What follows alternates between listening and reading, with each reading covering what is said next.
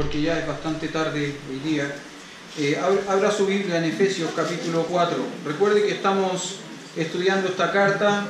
Hemos venido... quedaba una.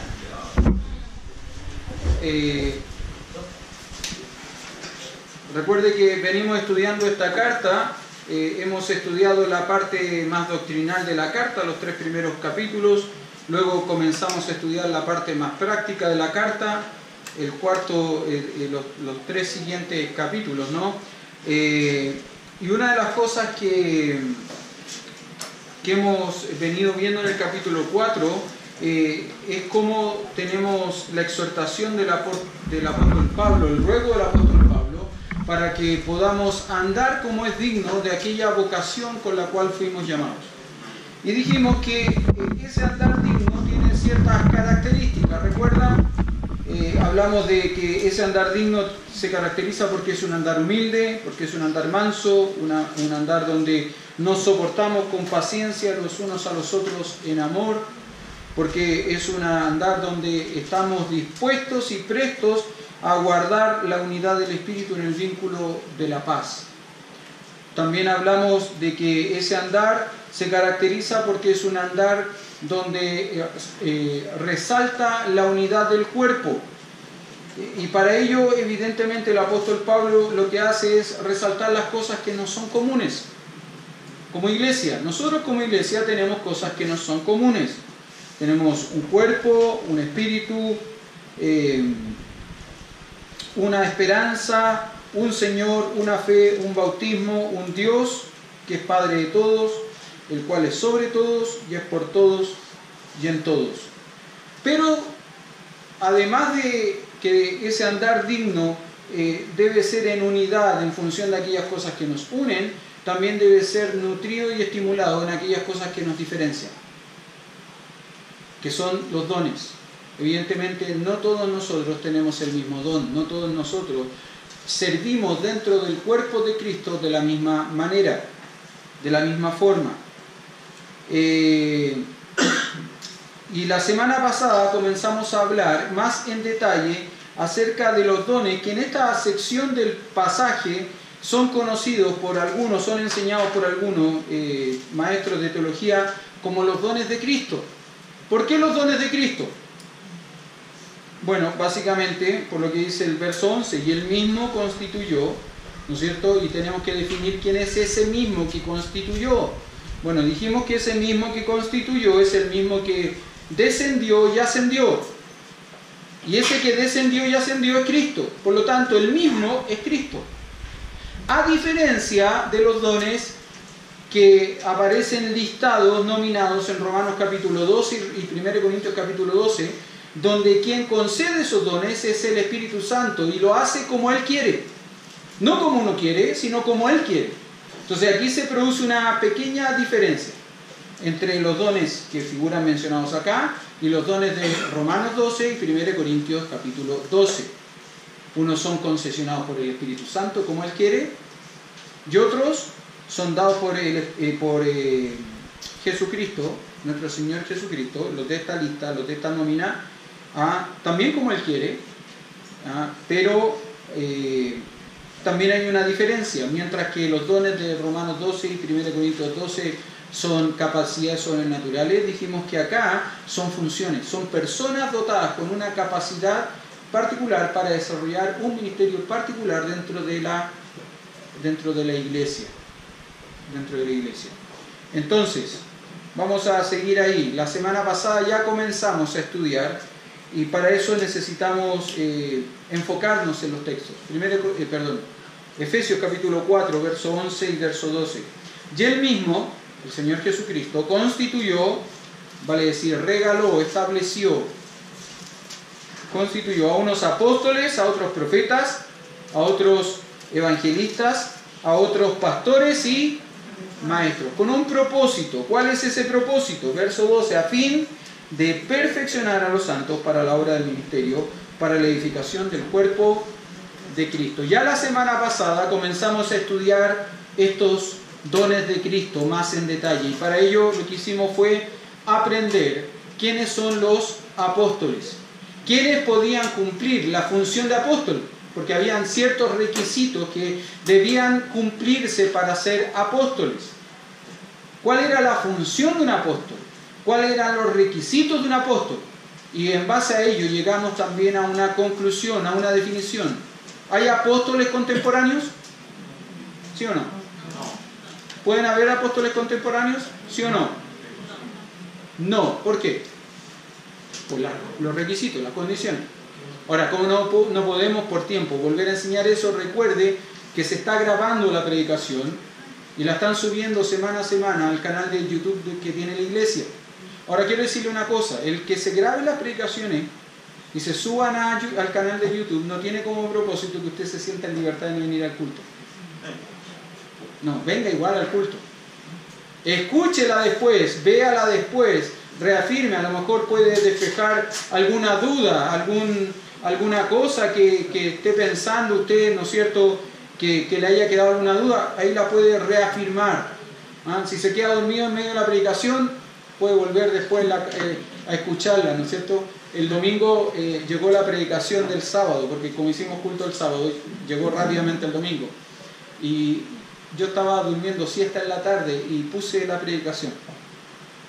Y vino David a la pieza y me habló. Y me dice, papá, hasta tú te quedas dormido en tus predicaciones.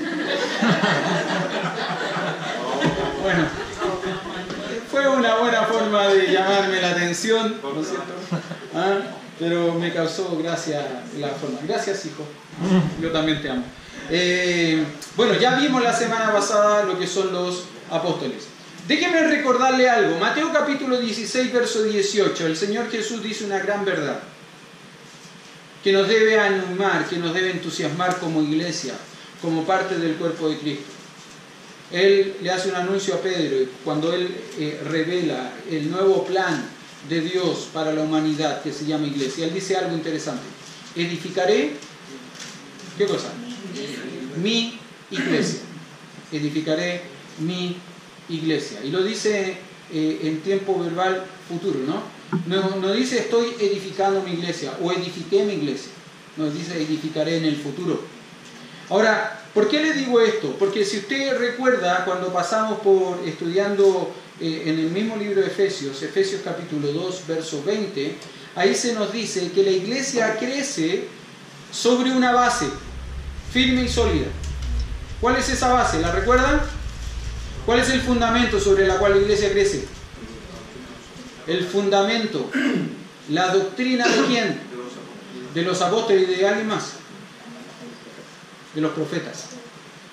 La iglesia crece sobre el fundamento, sobre la base doctrinal de los apóstoles y los profetas. Algunos maestros de teología a estos 4 dones, a estas 4 funciones de personas dentro de la iglesia, las han clasificado en dos categorías.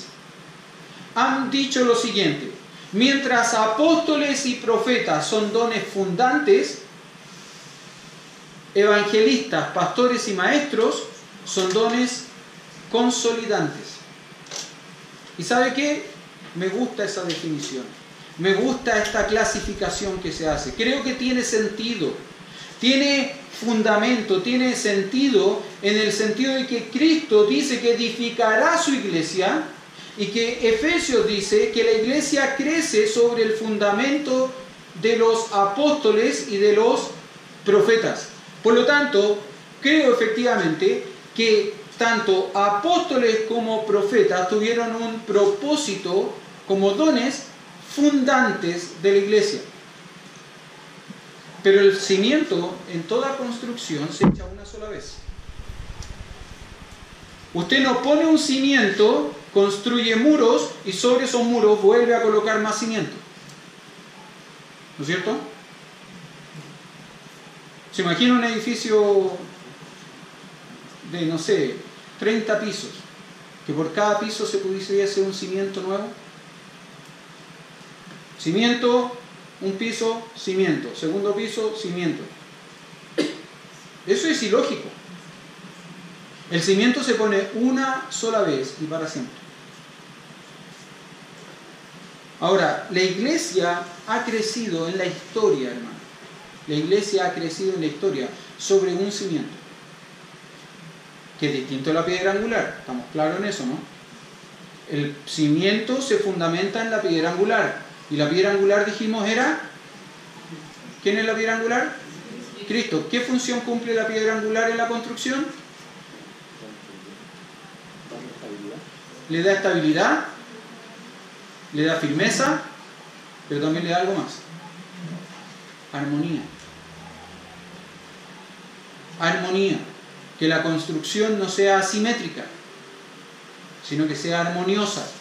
Bueno, la piedra angular es Cristo.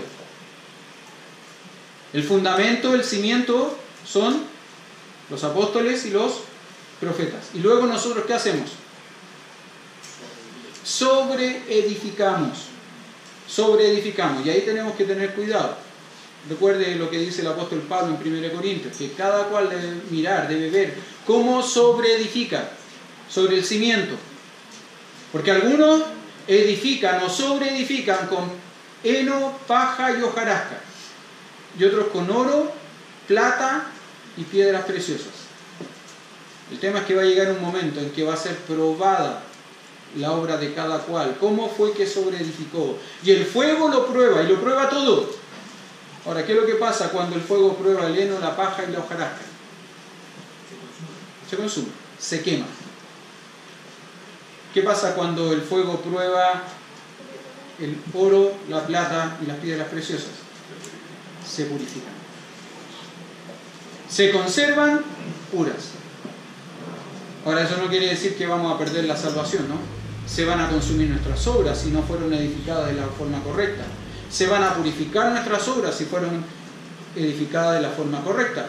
Pero si no, o van a desaparecer o se van a purificar. Pero nosotros nos vamos a salvar. Algunos chamuscaditos, pasados homo, y otros perfeccionados y puros. Y él mismo constituyó a unos apóstoles y a otros también profetas. Ya vimos la semana pasada los apóstoles. Veamos los profetas hoy día, porque no vamos a poder ver más. Muchas veces entendemos, hermanos, la profecía como la declaración por anticipado de cosas que vienen en el futuro, que van a suceder en el futuro. Muchas veces consideramos a la profecía como la declaración anticipada de las cosas que van a suceder en el futuro. Y si bien es cierto, ese es un aspecto de la profecía, no es el aspecto único y exclusivo. Por lo menos la profecía bíblica.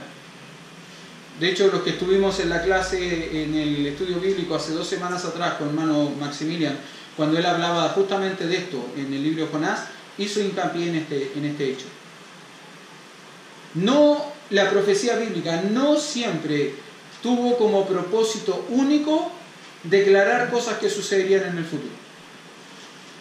La profecía, la correcta profecía bíblica, siempre ha tenido el sentido de un hombre que, guiado por el Espíritu Santo, está revelando la verdad de Dios, está declarando la verdad de Dios, de la palabra de Dios, a un grupo contemporáneo, a su grupo contemporáneo. Y podrían ser cosas que van a suceder en el futuro o cosas que eventualmente están sucediendo ya, en el momento. Eso es profecía. Samuel Peremillo dice lo siguiente en uno de sus libros. Dice que los profetas del Nuevo Testamento eran aquellos que recibían un mensaje de Dios y lo transmitían con fidelidad a los destinatarios, siendo guiados en su declaración y autentificados por el Espíritu Santo de Dios. ¿Sabe que una cosa que es clave para entender la veracidad de un profeta, una cosa clave para entender la veracidad de un profeta bíblico, era que aquello que él declaraba se cumpliese? Si aquello que él declaraba no se cumplía, ¿sabe lo que debía suceder con él? Lo debían matar. Mire conmigo, por favor, Deuteronomio capítulo 13, verso 1 al 5. Deuteronomio capítulo 13, verso 1 al 5.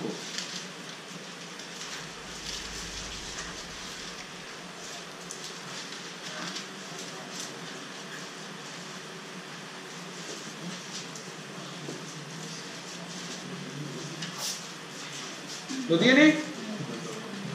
Deuteronomio capítulo 13, verso 1 al 5 dice: cuando se levantare en medio de ti profeta o soñador de sueños, y te anunciare señal o prodigios, y si se cumpliere la señal o prodigio que él te anunció, diciendo, vamos en pos de dioses ajenos que no conociste y sirvámosle, no darás oído a las palabras del tal profeta ni al tal soñador de sueños, porque Jehová vuestro Dios os está probando para saber si amáis a Jehová vuestro Dios con todo vuestro corazón y con toda vuestra alma. Antes de seguir, déjeme notar con ustedes esto. ¿Qué es lo que está diciendo esta porción del texto?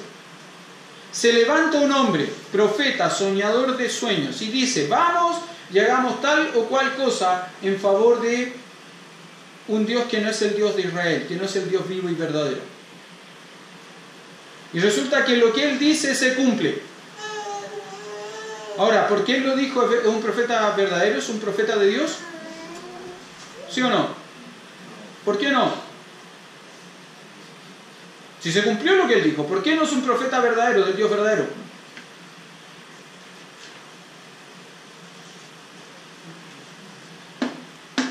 Porque, ¿cuál es la naturaleza, la indicación que está haciendo este hombre? Vamos en pos de dioses falsos. ¿Eso es lo que Dios quiere? No. No porque se cumpla lo que él dijo, cuando él dice vamos en pos de dioses falsos, es lo que Dios quiere. ¿Qué es lo que dice el texto? Dios está probando su corazón. A ver en quién confían. A ver a qué le hacen caso. ¿Sabe que eso es muy común en el día de hoy? Gente que se levanta y declara cosas que está contra la palabra de Dios, contra la persona de Dios, pero gente lo sigue, porque se cumplió lo que él dijo. Sucedió lo que él dijo. Tiene que tener la razón, tiene que ser verdad. No, es que Dios es fiel y Él no se niega a sí mismo. Él nunca va a ir en contra de su naturaleza, hermano. Cuidado con eso. Pastor, pero ahí Dios utiliza al profeta para probarnos. El texto dice eso, ¿no? Porque Jehová vuestro Dios os está probando para saber si amáis a Jehová vuestro Dios con todo vuestro corazón y con toda vuestra alma. Ahora, la pregunta es, ¿Dios lo utiliza para probarnos o Dios lo permite?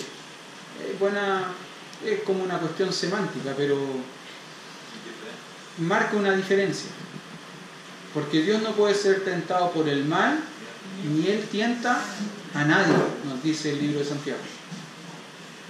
¿Ok? Seguimos. Verso 4. En pos de Jehová vuestro Dios andaréis, a Él temeréis, guardaréis sus mandamientos y escucharéis su voz, a Él serviréis y a Él seguiréis. Tal profeta o soñador de sueños ha de ser muerto, por cuanto aconsejó rebelión contra Jehová vuestro Dios, que te sacó de tierra de Egipto y te rescató de casa de servidumbre y trató de apartarte del camino por el cual Jehová tu Dios te mandó que anduvieseis, y así quitarás el mal del medio de ti. ¿Qué profeta está siendo juzgado aquí y sentenciado a muerte? Un profeta falso que guía al pueblo contra Dios, a rebelarse de Dios. Cuidado, que en este caso particular dice el texto que lo que él profetizó, lo que él dijo que iba a suceder, sucede. Pero contra Dios. Déjenme mostrarle otro caso. Zacarías capítulo 13, verso 3.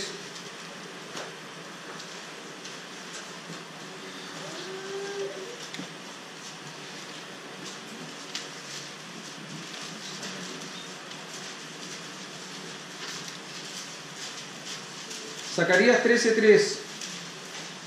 Y acontecerá que cuando alguno profetizare aún, le dirán su padre y su madre que lo engendraron, no vivirás, porque has hablado mentira en nombre de Jehová, y su padre y su madre que lo engendraron, lo traspasarán cuando profetizaren. Fuerte pasaje, duro pasaje. ¿Se imagina? ¿Qué es lo que está diciendo acá el Señor? Se levanta alguien, profetiza, diciendo, hablando, voz de Jehová, el Señor me ha dicho, el Señor me ha revelado, pero habló mentira. Debe morir, ¿no es cierto? ¿Por mano de quién? De sus padres. Así que, hijo mío, cuidado con lo que dices. Fuerte pasaje, ¿no? Una de las características particulares que tiene el hecho de la profecía bíblica es que debía ser respaldada con el cumplimiento de aquello que se estaba anunciando. Una de las características, como le decía, que debía tener la profecía bíblica era el cumplimiento de aquello que se estaba anunciando. ¿Cuál era el propósito en el primer siglo de lo que algunos han llamado la era apostólica, la iglesia primitiva? ¿Cuál fue el sentido de la profecía bíblica? De que hubiesen personas dentro de iglesias dotados con el don de profecía, con el oficio de profeta. ¿Cuál fue el propósito? Bueno, básicamente no anunciar necesariamente lo que viene por el futuro, sino que anunciar la revelación de Dios particular para esas iglesias y congregaciones. No se olvide de algo. Durante el primer siglo de la iglesia, el canon bíblico no está cerrado. Está en plena construcción, en pleno desarrollo. Efesios, por ejemplo, la carta de Efesios, ¿cuándo se escribe?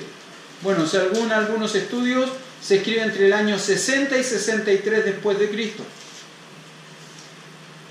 ¿Cuál es la última carta en escribirse?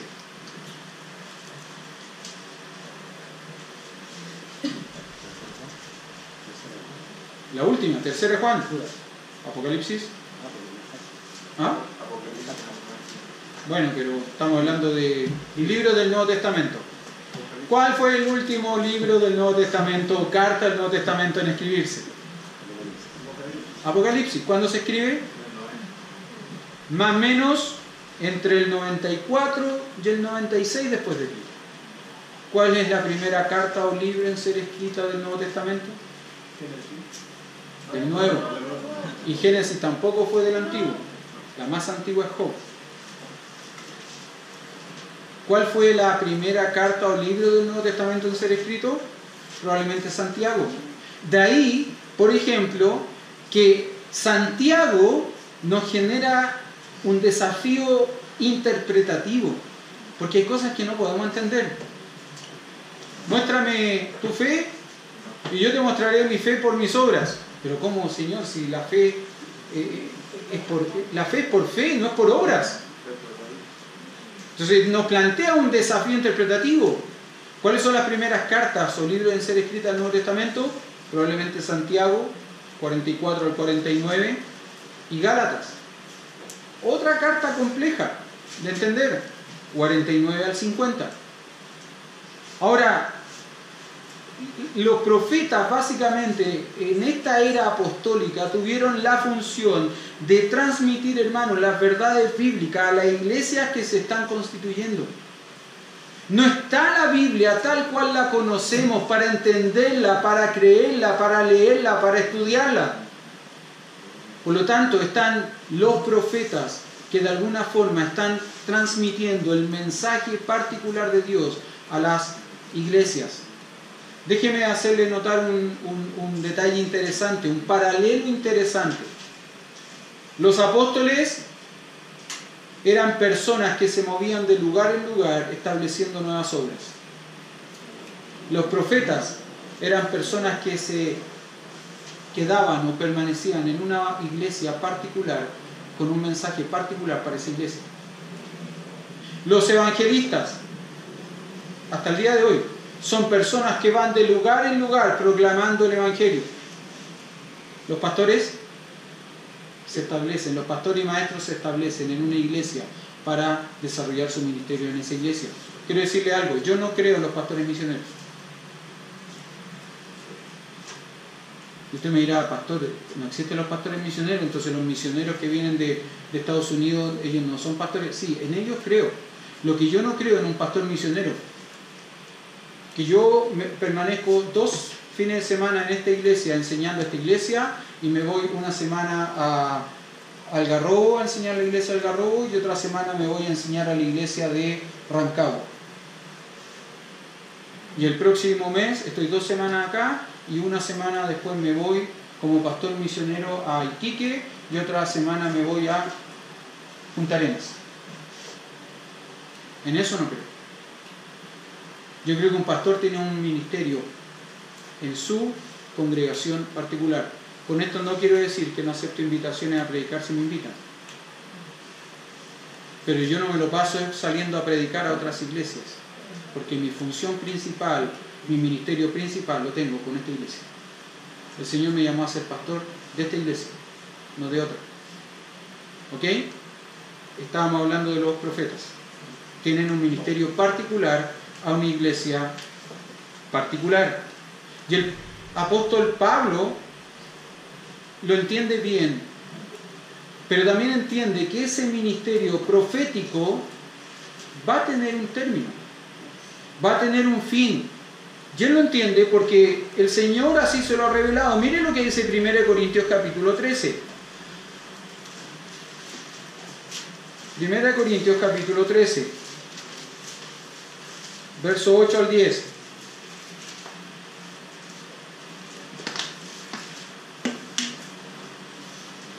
Este es el capítulo del amor, ¿no? No de los enamorados, por si acaso, para los novios. El capítulo del amor. Verso 8. El amor nunca deja de ser, pero las profecías, ¿qué pasará con las profecías? Se acabarán. Y cesarán las lenguas, y la ciencia acabará. Porque en parte conocemos y en parte profetizamos, mas cuando venga lo perfecto, entonces lo que es en parte se acabará. Las profecías se acabarán, las lenguas cesarán, la ciencia acabará. ¿Cuándo? Según el texto, cuando venga lo perfecto. Y lo que tenemos que definir entonces ahora es qué es lo perfecto. ¿Qué es lo perfecto? Porque cuando ello venga, acabarán la profecía, cesarán las lenguas, acabará la ciencia. Entonces alguien podría decir, pastor, es que lo perfecto aún no viene. Y como no viene todavía, todo esto está vigente. Alguien podría decir, no, lo perfecto ya vino. Todo esto acabó. Lo que necesitamos definir entonces qué es lo perfecto. Para algunos, lo perfecto tiene que ver con el término, con la conclusión del canon bíblico. Se terminó de escribir la Biblia, vino lo perfecto, no fue más necesaria la profecía, las lenguas ni la ciencia. Entonces la pregunta es, ¿cuándo sucedió eso? Déjeme mencionarle un pequeño detalle. Como les dije hace un ratito, el último libro o carta del Nuevo Testamento se escribió más o menos entre el 94 y el 96 después de Cristo. Apocalipsis. ¿No es cierto? Pero el canon bíblico, tal cual nosotros lo conocemos, ¿cuándo se estableció? ¿En qué año? ¿Sabe ese dato? ¿No? Se lo doy. El canon bíblico, tal cual nosotros lo conocemos, no se estableció sino hasta el siglo IV, más o menos entre el año 383 y el año 397 después de Cristo. En el año 383 hubo un concilio católico, el concilio de Hipona, donde se empezaron a establecer las bases del canon. Pero se cerró en el año 397, en lo que se llamó el Concilio de Cartago III. Solo un detalle, en el Concilio de Cartago III no solamente se estableció el canon bíblico tal cual lo conocemos, ellos además validaron e incorporaron 6 libros deuterocanónicos, o apócrifos del Antiguo Testamento. Por lo tanto, ellos no tienen una Biblia con ¿cuántos libros? 66. Tienen una Biblia con 72. 27 en el Nuevo, 45 en el Antiguo. Ahora déjeme hacerle una pregunta. Si lo perfecto de 1 Corintios capítulo 13, verso 10, es la conclusión del canon bíblico, ¿cuándo debemos fijar? ¿En qué fecha debemos fijar lo perfecto entonces? ¿En el año 96 después de Cristo, cuando se termina de escribir Apocalipsis? ¿O en el año 397 después de Cristo, cuando se establece el canon?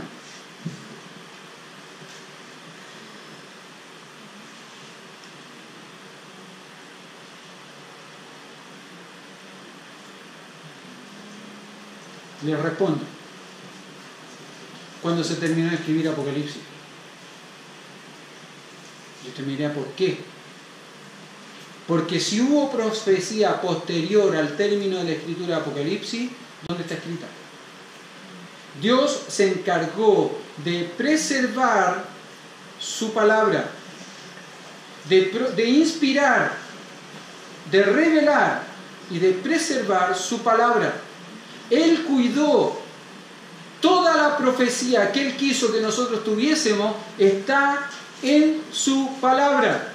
Si yo digo que lo perfecto no es la conclusión del canon bíblico tal cual lo conocemos, si digo que la conclusión del canon bíblico no es el término de la escritura tal como la conocemos, entonces ¿dónde está toda la profecía posterior?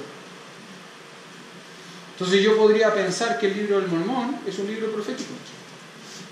La perla de gran precio es un libro profético y debiera prestarle atención.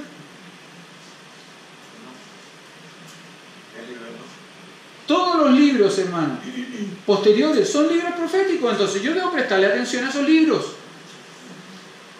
¿Pero les debo prestar atención? No, porque creemos que no son la palabra de Dios. Por eso a veces yo le hago la pregunta capciosa, ¿no? Si este libro es la palabra de Dios o contiene la palabra de Dios. Y la respuesta que ustedes ya saben es, ¿cuál? Es. ¿Por qué no la contiene? ¿Por qué es la palabra y no la contiene? Porque si este libro contiene la palabra de Dios y no es la palabra de Dios, entonces otros libros también podrían contenerlo. Y esta es la palabra de Dios, única, exclusiva y excluyente. No hay más. No te entiendo. Y total. No hay más. Única, exclusiva, excluyente. No hay más.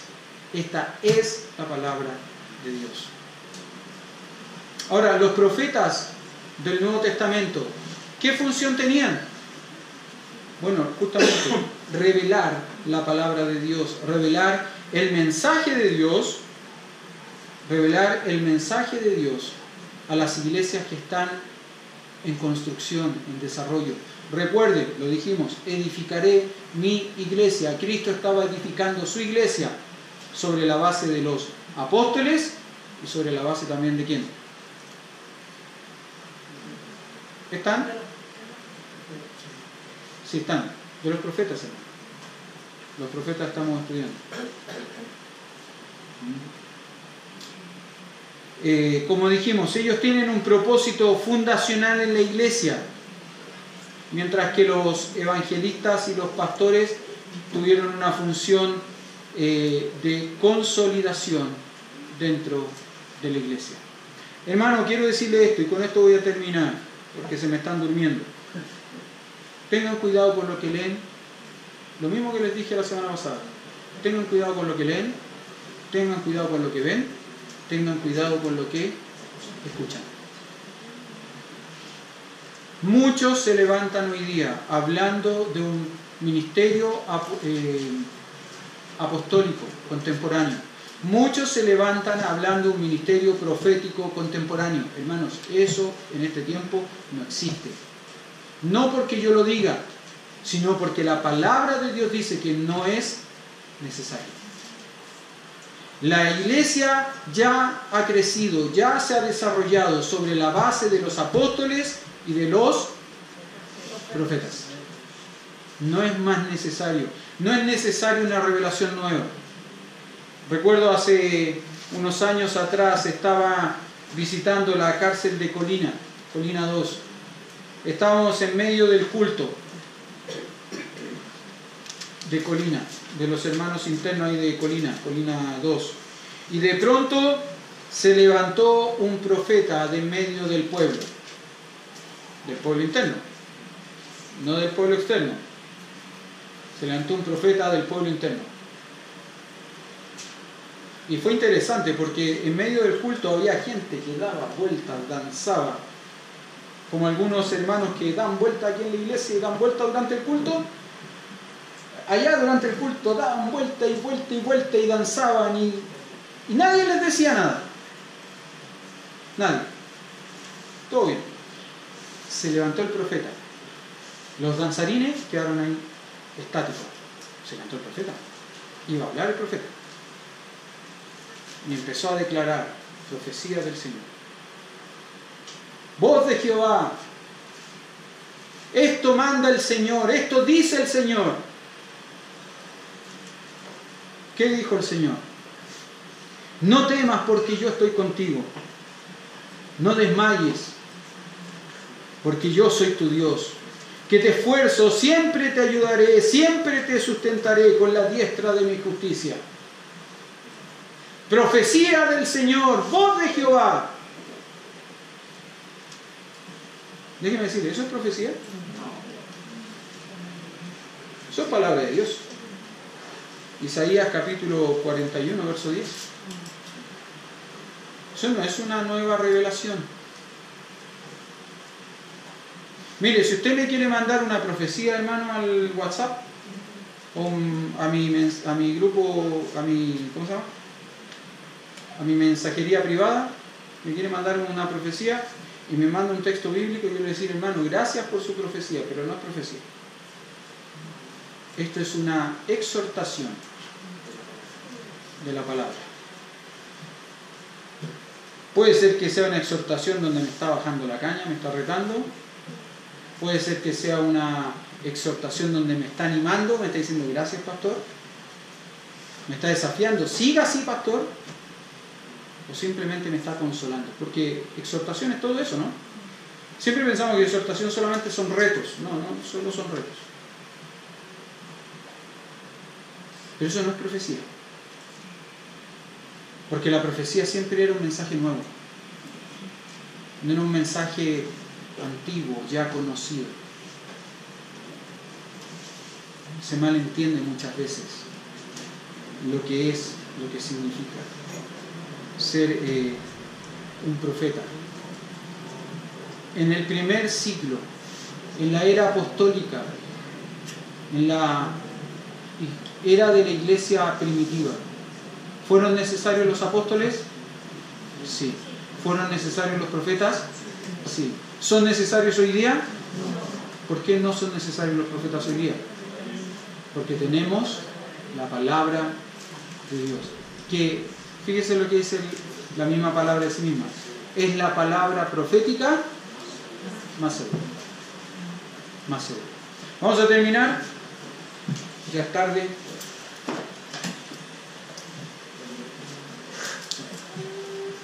Ya es tarde y no quiero salirme de mi por medio, ¿no es cierto? Vamos a orar y terminamos. Ya. Señor, gracias por este día, gracias por su palabra, gracias por su enseñanza. Ayúdenos a entender, a recordar que sobre el comentario que cualquier persona podría decir o dar, nosotros tenemos, como dice su propia palabra, la palabra profética más segura, a la cual hacemos bien en estar atentos. Nosotros necesitamos oír su voz por medio de su palabra, no escuchar lo que otras personas nos quieren decir, que muchas veces están influenciadas por sus caprichos, por sus emociones o por sus preferencias. Simplemente necesitamos oír su voz por medio de su palabra. Gracias, Padre amado. Y ahora, Señor, guíenos y acompáñenos con bien a nuestros hogares. Lo pedimos por Cristo Jesús. Amén.